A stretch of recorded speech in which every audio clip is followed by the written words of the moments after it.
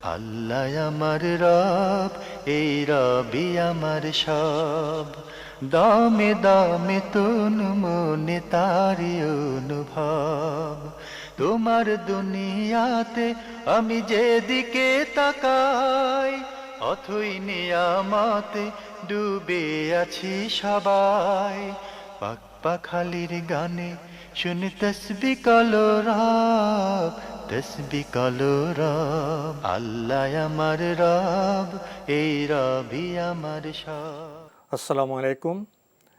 প্রিয় দর্শক, আপনারা যারা দেশে আছেন প্রবাসে, সবাইকে জানাই অনেক অনেক প্রীতি ও শুভেচ্ছা। শুরু হলো এনটিভি আয়োজিত এবং লাভ হলো নিবেদিত অনুষ্ঠান আপনার জিজ্ঞাসা। আপনাদের সাথে আছি আমি জয়নুল আবেদিন আজাদ। আর আপনাদের মনে জায়গা প্রশ্নের জিজ্ঞাসার জবাব দিচ্ছেন বিশিষ্ট আলেম ডক্টর মোহাম্মদ সাইফুল্লাহ। আসসালামু আলাইকুম ওরহমতুল্লাহি ওবরাকাতুহ। প্রিয় দর্শক, চলুন তাহলে জিজ্ঞাসার জগতে। শুরুতে একটি ইমেল পাঠিয়েছেন আশরাফুল চৌধুরী ময়মনসিংহ থেকে। লিখেছেন, আপনাদের অনুষ্ঠান আমার খুবই ভালো লাগে। আমার প্রশ্ন কসর সম্পর্কে। আমি মাসে প্রায় সময় ময়মনসিংহ হতে প্রায় ৮০ কিলোমিটার দূরে গাজীপুরে অফিস করতে আসি। আমি কি নামাজ কসর করতে পারবো? এবং মাঝে মাঝে কর্মস্থলে ৩-৪ দিন থাকতে হয়, সেখানে থাকা খাওয়ার ব্যবস্থা আছে। আমি কি সেখানে নামাজ কসর করতে পারবো? এবং আমি ভ্রমণের জন্য গাড়িতে থাকার কারণে মাগরিবের নামাজের বেশ কিছু পরে ও এশার নামাজের অনেক আগেই বাসায় পৌঁছাই। এখন আমি মাগরিবের নামাজ কখন পড়ব? ভ্রমণের কারণে মাগরিবের নামাজ ওয়াক্ত মতো পড়তে পারি না, এজন্য কি আমি গুনাহগার হব? ধন্যবাদ এই ভাইকে। দুটি বিষয়ে প্রশ্ন করেছেন। প্রথম প্রশ্নটি হচ্ছে, তিনি ময়মনসিংহ থেকে গাজীপুরে এসে অফিস করেন, প্রায় ৮০ কিলোমিটার দূরত্বের কথা উল্লেখ করেছেন। এক্ষেত্রে আপনি মুসাফির, কোনো সন্দেহ নেই। এখানে যদি 2 দিন 3 দিন থাকেন, সেটাও আপনি মুসাফির। যদি আপনি আলা নিয়াতি সফর, মানে সফরের নিয়তে থাকেন, তাহলে আপনি পুরো সময় মুসাফির হবেন। এখানে থাকা খাওয়ার ব্যবস্থা থাকলেও আপনি মুসাফির। তাই এই অবস্থায় আপনার জন্য জায়েজ রয়েছে, আপনি কসর করতে পারবেন। মুসাফির ব্যক্তি, তার জন্য জায়েজ রয়েছে, তিনি যতক্ষণ পর্যন্ত এই কামতের নিয়ত না করবেন, মুকিম হিসেবে থাকার নির্দিষ্ট নিয়ম না, মানে নিয়ত না করবেন, ততক্ষণ পর্যন্ত তার জন্য জায়েজ আছে, তিনি সফরের অবস্থায় কসর করতে পারবেন। প্রতিমধ্যে আপনার জন্য কসর করা জায়েজ, যেহেতু আপনি সফর দূরত্বে, মানে সফর করছেন, সফরের দূরত্বে যাতায়াত করছেন, সেক্ষেত্রে আপনার জন্য জায়েজ রয়েছে, আপনি প্রতিমধ্যে আপনি কসর করতে পারবেন। দ্বিতীয় মাসআলাটি সেখানে গিয়ে দাঁড়িয়েছে, সেটা হচ্ছে এই, আপনি বাসায় পৌঁছার ক্ষেত্রে দেখা যায় অনেক সময় মাগরিবের সলাৎ ডিলে হয়। এক্ষেত্রে আপনি মাগরিবের সলাৎ ডিলে হলেও বাসায় গিয়ে আদায় করবেন।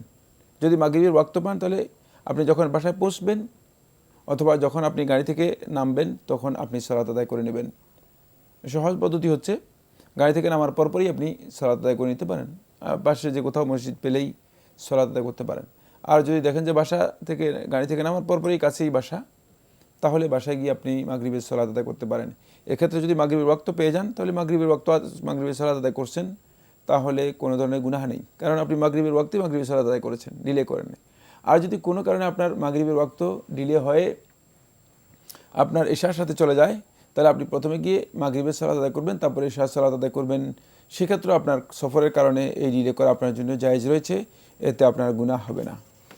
আমরা খুবই গুরুত্বপূর্ণ বিষয়ে অবগত হলাম। প্রিয় দর্শক, আমাদের হাতে আরও একটি ইমেল, এটি পাঠিয়েছেন তাহরিমা তারান্নুম। লিখেছেন, আমার এই অনুষ্ঠান অনেক ভালো লাগে, আমি নিয়মিত অনুষ্ঠান দেখি। আমার 3টি প্রশ্ন। 1, এশার নামাজের পর বিতির নামাজ পড়ি, পরে তাহাজ্জুদের নামাজ কি পড়তে পারবো?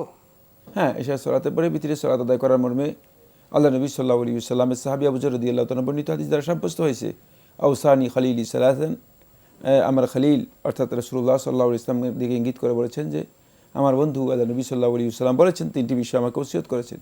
তার মধ্যে একটি ওসিয়ত হচ্ছে আন উতিরা কাবলা আন আনাম, যে আমি ঘুমের আগে বিতিরের সালাত আদায় করব। ফলে আল্লাহ নবী সাল্লাল্লাহু আলাইহি ওয়াসাল্লাম সাহাবাদের মধ্যে অনেকেই ঘুমের আগে অথবা এশার সালাতের পরে তারা বিতিরের সালাত আদায় করতেন। এই ধরনের রিওয়ায়াত আল্লাহ রাসূল সাল্লাল্লাহু আলাইহি ওয়াসাল্লাম সাহাবী, নবী সাল্লাল্লাহু আলাইহি ওয়াসাল্লামের সবচেয়ে কাছের মানুষ আবু বকর রাদিয়াল্লাহু তাআলা আনহু থেকে সাব্যস্ত হয়েছে। তারা অনেকেই এশার সলাতের পরে অথবা ঘুমের আগে সলাতুল ভিতর আদায় করতেন, তাই সলাতুল ভিতর আদায় করা যায়। এই ব্যক্তি যখন কাদিয়া তাহাজ্জুদ ফিল লাইল, কখনো কখনো রাত্রে ঘুম থেকে জেগে যায়, এটা মানুষের স্বভাব। আর যারা ইচ্ছাকৃতভাবে জাগার জন্য সলাত কিয়ামুল লাইল করার জন্য রাত্র জেগে সলাত আদায় করার ফজিলত লাভ করার জন্য জাগে, তাহলে তো অবশ্যই উত্তম কাজ। আল্লাহ সুবহানাহু ওয়া তাআলা কোরআনে কারিমের মধ্যে ইরশাদ করেছে, ওয়ালি ও কালিলাম মিনাল লাইলি মা ইয়াহজাউন, যে সত্যিকার আল্লাহর বান্দা যারা রয়েছে, যারা আল্লাহ রাব্বুল আলামিনের নৈকট্যকে, আল্লাহ রাব্বুল আলামিনের সন্তুষ্টিকে প্রাধান্য দেবে, তাদের একটি বৈশিষ্ট্য হচ্ছে রাতের খুব কম অংশ সময় তারা খুব গভীর ঘুম এর মাধ্যমে কাটায়। তারা রাতের একটা অংশ আল্লাহ তাআলার ইবাদতের জন্য, আল্লাহ তাআলার ভালোবাসার জন্য, নৈকট্যের জন্য রাখে। সুতরাং এটাই স্বাভাবিক কথা। রাত্রে যদি কোনো কারণে তিনি জেগে যান, আর সেটা যদি তার এই সুযোগটুকু কাজে লাগান কিয়ামুল লাইলের মাধ্যমে, তাহলে এটা তার জন্য উত্তম কাজ। এক্ষেত্রে কেউ যদি রাত্রে জাগেন, তাহলে তিনি কিয়ামুল লাইল অথবা সলাতুল লাইল আদায় করতে পারবেন, যেহেতু উইতিরের সলাত এর জন্য এই কোনো ধরনের সলাতুল লাইলের নিষিদ্ধতা নেই, সলাতুল লাইলের নিষিদ্ধতা নেই। তবে উত্তম হচ্ছে নবী সাল্লাল্লাহু আলাইহি ওয়াসাল্লামের নির্দেশনা যেটা, সেটা হলো এই, নবী সাল্লাল্লাহু আলাইহি ওয়াসাল্লাম হাদিসের মধ্যে ইরশাদ করেছেন, ওয়াজআলু আখিরা সলাতিকুম আল উইতর, তোমরা তোমাদের সলাতের শেষ সলাত হিসেবে, রাত্রের সলাতের শেষ সলাত হিসেবে সলাতুল ভিতরকে করো। যদি কেউ নিশ্চিত থাকেন যে তিনি শেষ রাত্রে জাগবেন, তাহলে তার জন্য জায়েজ রয়েছে তিনি শেষ রাত্রে সলাতুল ভিতর আদায় করবেন। তাহলে তিনি নবী সাল্লাল্লাহু আলাইহি ওয়াসাল্লাম এই নির্দেশনারও অনুসরণ করতে পারলেন। তাহলে এক্ষেত্রে সমন্বয় হচ্ছে, যারা শেষ রাত্রে জাগবেন তারা এভাবে সমন্বয় করবেন যে সলাতুল ভিতর একেবারে শেষ সালাত হিসেবে আদায় করবেন। কিন্তু যারা এই ক্ষেত্রে কনফিউশনের মধ্যে রয়েছে, তারা সলাতুল ভিতর ঘুমের আগে আদায় করে নিতে পারবেন। পরবর্তীতে যদি তারা জাগেন, তাহলে তারা সলাতুল লাইল অথবা কিয়ামুল লাইল করতে পারবেন, এতে কোনো নিষেধাজ্ঞা নেই। আমরা জানলাম, প্রিয় দর্শক আরও লিখেছেন, কোরআনের আলোকে যেসব দোয়া আছে যা অসুস্থতা দূর করা যায়, সেসব পড়ে কি অন্যের উপর এবং নিজের উপর প্রয়োগ করা যায়? ধন্যবাদ, খুবই গুরুত্বপূর্ণ কথা বলেছেন। কোরআনে কারীমের মধ্যে যে সমস্ত দোয়াগুলো আছে, যেগুলোর মাধ্যমে রুকিয়া করা যায়, অথবা অসুস্থতার জন্য আল্লাহ রাব্বুল আলামিনের কাছে দোয়া করা যায়, অথবা অসুস্থতার চিকিৎসা হিসেবে যেগুলোকে পরে ঝাড়ফুঁক দেওয়া যায়, এগুলো নিজের উপর বা অন্যের উপর করা জায়েজ কিনা? হ্যাঁ, যেটা নিজের উপর জায়েজ সেটা অন্যের উপরও জায়েজ। ইসলামী শরীয়তের বিধান মৌলিকভাবে আমাদেরকে জানতে হবে, যে কাজ আপনার করা জায়েজ সেটা অন্যের করাও জায়েজ, সেটা অন্যের জন্য করাও জায়েজ। সুতরাং এক্ষেত্রে আপনি এখানে তাকে ঝাড়ফুঁক দিতে পারবেন। তবে কিছু কিছু বিষয় রয়েছে যেগুলো ব্যক্তিগতভাবে খাস, সেগুলো ইবাদতের মৌলিক ব্যক্তিগত ইবাদত, যেগুলো ব্যক্তির সাথে খাস, সেগুলো কিন্তু অন্যের জন্য করা জায়েজ নেই। যেমন নামাজ অন্যের জন্য পড়তে পারবেন না, এটা সুনির্দিষ্টভাবে ব্যক্তিগত বিষয়। কিন্তু রুকিয়া যেগুলো রয়েছে, ঝাড়ফুঁক রয়েছে, সেগুলো আপনি নিজের জন্য করতে পারবেন, আবার এগুলো অন্যের জন্য আপনি করতে পারবেন, সবাইও করতে পারবেন। জি, আমরা জানলাম খুবই গুরুত্বপূর্ণ বিষয়। প্রিয় দর্শক আরও লিখেছেন, অনেক হুজুর বলে থাকেন 8 রাকাত বলে কোনো তারাবি নেই, সঠিক কোনটি? না, এই বক্তব্য শুদ্ধ নয়। 8 রাকাত বলতে কোনো তারাবি নেই, এ কথা শুদ্ধ নয়। তারাবিহের সলাতুল লাইল, রাতের নামাজ, নবী সাল্লাল্লাহু আলাইহি ওয়াসাল্লাম, আমরা জানি উম্মুল মুমিনিন আয়েশা রাদিয়াল্লাহু আনহা বর্ণিত সহিহ বুখারী হাদিসের মধ্যে নবী সাল্লাল্লাহু আলাইহি ওয়াসাল্লাম নিজের জন্য 8 রাকাতকে পছন্দ করেছেন বেশি। সুতরাং নবী সাল্লাল্লাহু আলাইহি ওয়াসাল্লাম যেখানে 8 রাকাতকে পছন্দ করেছেন, সেখানে কোনো আলেম যদি কথা বলেন যে তারাবি বলতে 8 রাকাত নেই, অথবা সলাতুল লাইল 8 রাকাত নেই, তিনি আসলে নবী সাল্লাল্লাহু আলাইহি ওয়াসাল্লামের নির্দেশনা বা নবী সাল্লাল্লাহু আলাইহি ওয়াসাল্লামের হাদিস সম্পর্কে বুঝতে পারেননি, তার বক্তব্য সঠিক নয়। লিখেছেন মিজানুর রহমান, সাহু সিজদা এর সহি নিয়ম কি? আমরা ইমাম সাহেবের সাথে নামাজ আদায়কালীন ভুল হলে তাশাহুদ পড়ে সাহু সিজদা দেন, এবং আমি আরেকটি বয়ানে আপনি একজনের নাম উল্লেখ করে বলেছেন যে তাশাহুদ, দরুদ শরীফ ও দোয়া মাসুরা শেষে সাহু সিজদা দিয়ে ডানে বামে সালাম ফেরাতে হয়, এটি নাকি সহি বিধান, বিষয়টি পরিষ্কার করবেন। সেজদাতা আসাহু মানে যদি কোনো কারণে সলাতের মধ্যে ভুল হয়ে যায় তাহলে দুটি সেজদা দেওয়ার নামই হচ্ছে সেজদাতা আসাহু, সাহু সেজদা, আমরা এই পরিভাষায় এর সাথে পরিচিত। আর এই দুটি সেজদা আপনার সলাতের মধ্যে ভুলকে সংশোধন করে, সেটা যেই ধরনের ভুল হোক না কেন। শুধুমাত্র রুকন বা ফরজ যেটাকে বলা হয় তাকে, এই ফরজ বা রুকন কেউ তরক করলে তাহলে তার এই সেজদাতা আসাহু এটাকে কি করতে পারবে না, জাবার করতে পারবে না, পূরণ করতে পারবে না। বাকি অন্য যে সমস্ত সলাতের কোনো ঘাটতি, কমতি অথবা বৃদ্ধি অথবা সংশয়, এই সবটাকে সংশোধন করার কাজ করে থাকে এই দুটি সিজদা। এই দুটি সিজদার প্রক্রিয়া কি, আলেমদের মধ্যে এই মাসআলার মধ্যে দ্বিমত রয়েছে, আলেমদের ইখতিলাফ রয়েছে, অনেক দীর্ঘ বক্তব্য, মানে এত সংক্ষিপ্ত বক্তব্য না, এটি পুরাটাই আপনাকে একটি বই পড়ে এই বিষয়ের উপরে যে রচনা আছে সেই রচনা পড়ে আপনাকে জেনে নিতে হবে। বাকি আমি শুধুমাত্র আপনার যে যতটুকু বক্তব্য এসেছে ততটুকু বক্তব্যের মূল কথাটি বলে দিচ্ছি। সেটা হলো এই যে আপনি বলেছেন যে আমাদের অনেক ইমাম সাহেবকে দেখা যায় শুধুমাত্র তাশাহুদ পড়ে সালাম ফিরিয়ে তিনি সিজদা তাসাহু বা দুটি সিজদা দিয়ে থাকেন, কিন্তু একদল ওলামায়ে কেরাম বলেছেন বা কেউ কেউ বলেছেন যে না, তাশাহুদ, দরুদ, দোয়া মাসুরা সব কিছু পড়ে তারপরে দুটি সিজদা দিয়ে তারপরে সালাম ফিরাবেন। হ্যাঁ, এই মর্মে মূলত সহি বক্তব্য রয়েছে। সেটা হলো এই সিজদাতা আসাহু বা সাহু সিজদা দুটি যেটি দেওয়া হয়ে থাকে, এটি দেয়া হবে একেবারেই তাশাহুদ, দরুদ, দোয়া মাসুরা সালাম শেষ করার পর। তারপরে তিনি দুটি সিজদা দিবেন, তারপরে দুটিকে সালাম ফিরাবেন যদি সালাম ফিরানোর আগে দেন। আর যদি সালাম ফিরানোর পরে দেন তাহলে তিনি দুদিকে সালাম ফিরাবেন, সালাম ফিরানোর পর তিনি দুটি সিজদা দিবেন, তারপরে আবার দুদিকে সালাম ফিরাবেন। এটা হচ্ছে এই সিজদা তাসাহুয়ের নিয়ম। নবী সাল্লাল্লাহু আলাইহি ওয়াসাল্লাম থেকে সহি বর্ণনার মাধ্যমে এইভাবেই সাব্যস্ত হয়েছে। বাকি শুধুমাত্র ডান দিকে সালাম ফিরিয়ে তারপরে আবার দোয়া মাসুরা, দরুদ, এরপরে এই তাশাহুদ সবটা আবার পড়তে হবে, এই মর্মে সুস্পষ্ট সহি কোনো হাদিস পাওয়া যায়নি। এটা অনেকটা ওলামায়ে কেরামের ইজতিহাদ, একটি স্কুল অফ থট এটাকে সমর্থন করেছে। বাকি এটা আলেমদের একটা ইজতিহাদ, কোনো সন্দেহ নেই, এটি একটি বক্তব্য পাওয়া যায়। আল্লাহ আমার রব, এই রবি আমার সব। আল্লাহ আমার রব, এই রবি আমার সব। আমাদের হাতে দীর্ঘ একটি চিঠি পাঠানো হয়েছে প্রিমিয়ার ব্যাংক, শনির আখড়া, ঢাকা থেকে। লিখেছেন, স্বেচ্ছায় অন্যায়ভাবে মানুষকে হত্যা করে এটা কি শিরক? ধন্যবাদ, খুবই গুরুত্বপূর্ণ প্রশ্ন করেছেন।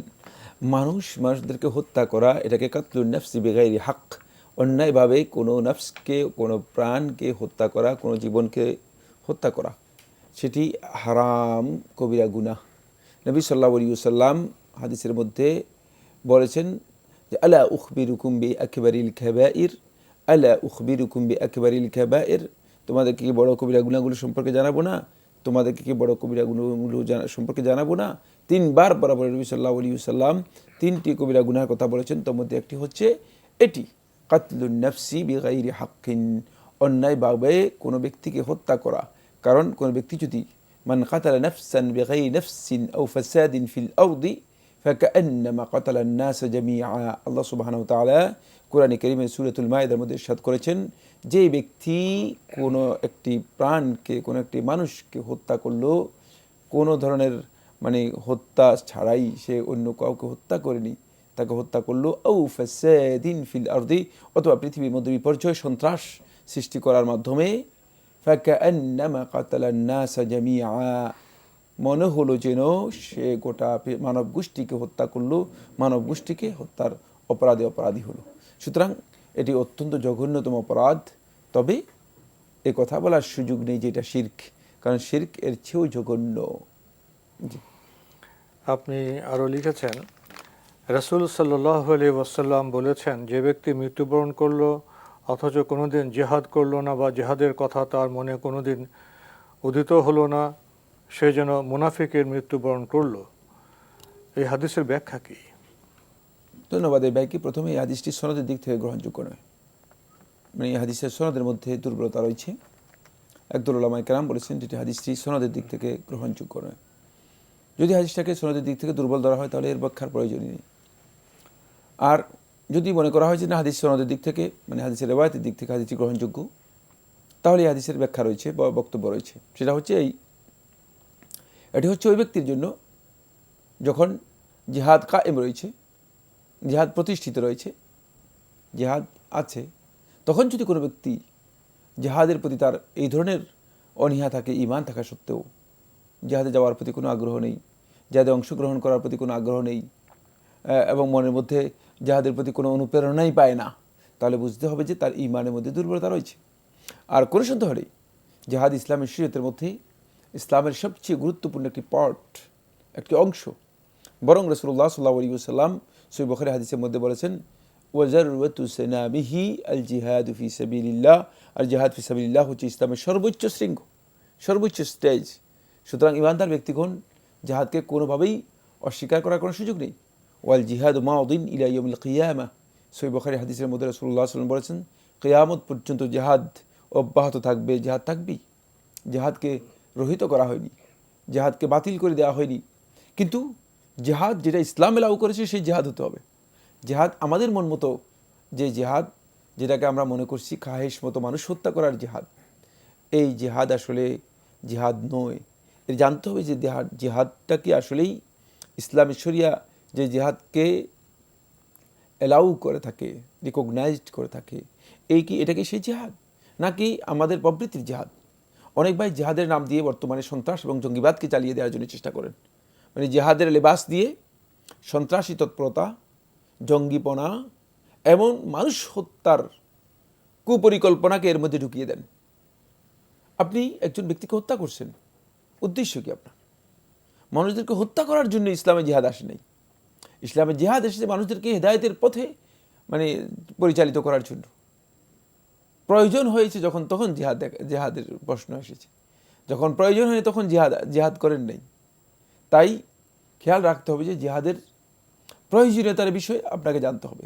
2 নম্বর যে বিষয়টি সেটা হলো এই জিহাদের সাথে ইসলামের সুনির্দিষ্ট কর্তৃপক্ষের মানে বিষয় রয়ে গিয়েছে। জিহাদ আপনি মানে কিসের ভিত্তিতে আপনি জিহাদ ঘোষণা করছেন? এটা প্রত্যেকে আমরা নিজে কি প্রত্যেক ইমানদার ব্যক্তি প্রত্যেকে একজন মানে মুজাহিদ হিসেবে জিহাদের ঘোষণা দিতে পারবো? প্রশ্নই আসে না। এর জন্য সুনির্দিষ্ট কর্তৃপক্ষ অবশ্যই থাকতে হবে, অন্যথায় এই জিহাদ হবে না, বরং এটা মানে এটাকে বলা হয় থাকে স্বেচ্ছাচারিতায় পরিণত হবে, এটা হত্যাযজ্ঞে পরিণত হবে।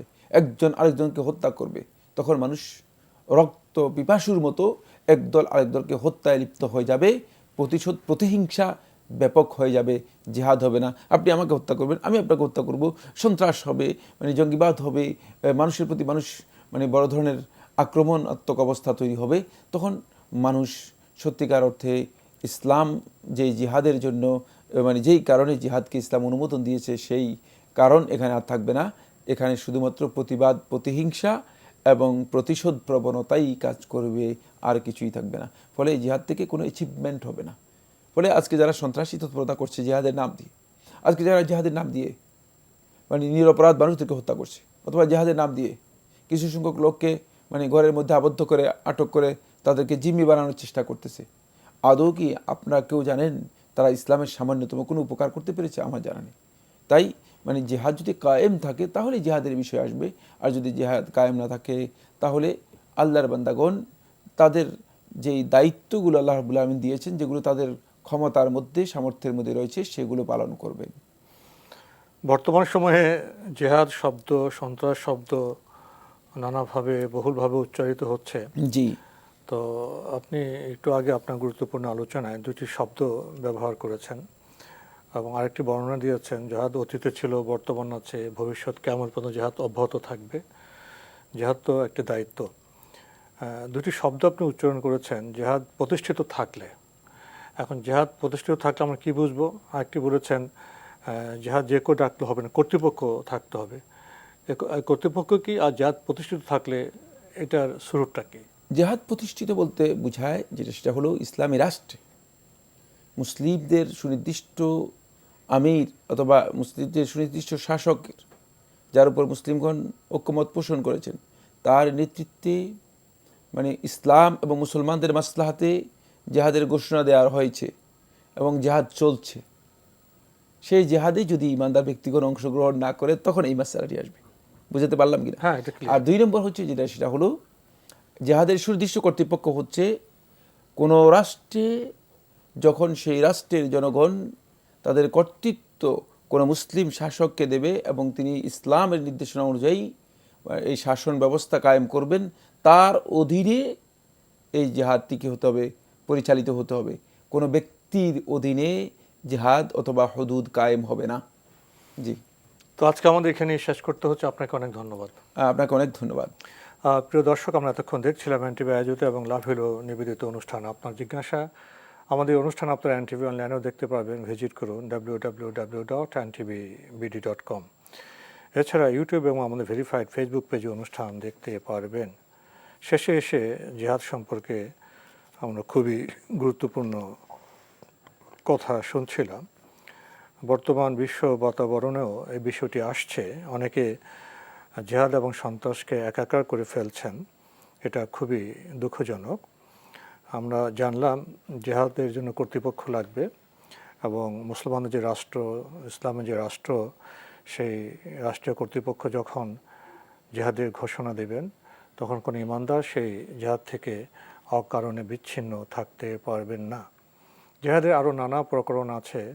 আত্মশুদ্ধির এটাও জিহাদ, সমাজে অন্যের বিরুদ্ধে কথা বলেও জিহাদ, জিহাদ অন্তর থেকে হয়, কলম দিয়ে হয়, মুখ দিয়ে হয় এবং কখনো কখনো জিহাদ বৈধভাবে সশস্ত্র পর্যায়ে যেতে পারে। অবশ্যই সেখানে কর্তৃপক্ষ লাগবে। ইসলামের ইতিহাসে খোলাফে রাশেদিনের ইতিহাস থেকে আমরা সেই বার্তা পাই। চিঠি লিখুন, প্রশ্ন পাঠান আমাদের ঠিকানায়। পরিচালক আপনার জিজ্ঞাসা, এনটিভি, বিএসসি ভবন, 7ম তলা, 102 কাজী নজরুল ইসলাম এভিনিউ, কারওয়ান বাজার, ঢাকা 1215। আপনারা ইমেলও করতে পারেন। আমাদের ইমেল অ্যাড্রেস আপনার জিজ্ঞাসা @ntvbd.com। প্রিয় দর্শক, মহান আল্লাহ আমাদের সবাইকে নিরাপদে রাখুন, রাখুন শান্তিতে। আসসালামু আলাইকুম। আল্লাহ আমার রব, এই রবি আমার সব, দামে দামে তুন মনে তারি অনুভব। আল্লাহ আমার রব, এই রবি আমার সব।